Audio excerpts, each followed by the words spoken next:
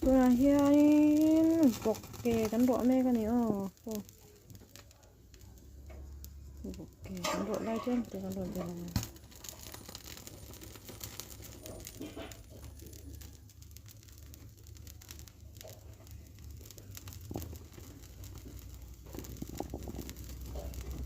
ile ka vok sa rawh chu mo ka rawh zo ta ha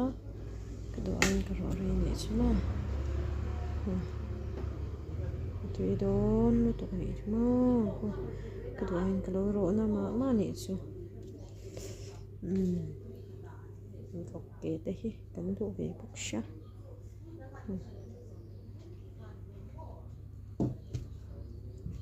le tunge vok ke kha du ve zong vok ke hi chu tui ka ti to kan ma saka ma tui ka ti ni chu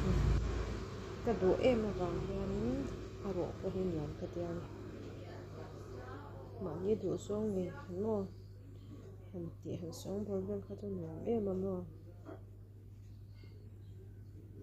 chu tan to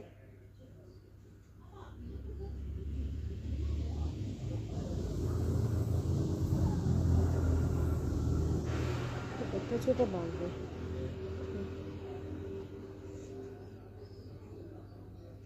chân chân à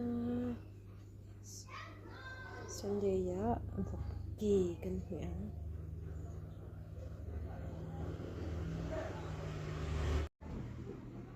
khung lẽ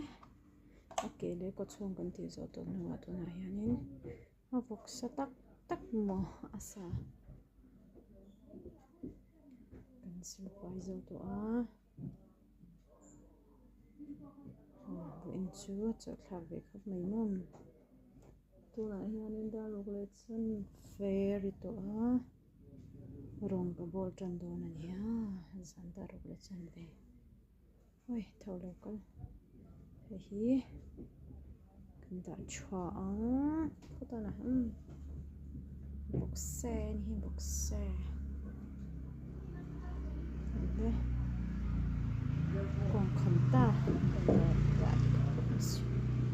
nó thật là chơi của tao còn khóc mấy hi vok ke ania chuanin kan rawh dawn ani kan rawh lai chu kan rawn ti lang kher lo nge sa sun ka rawh dawn ta before and after kan enang ka rawh zo nuwa mawi takin ka rawn chhuah dawna chu chu lo ngak tang tu lo ngai chang ring dawn ni ta ka rawh ma tuna kan rawh atang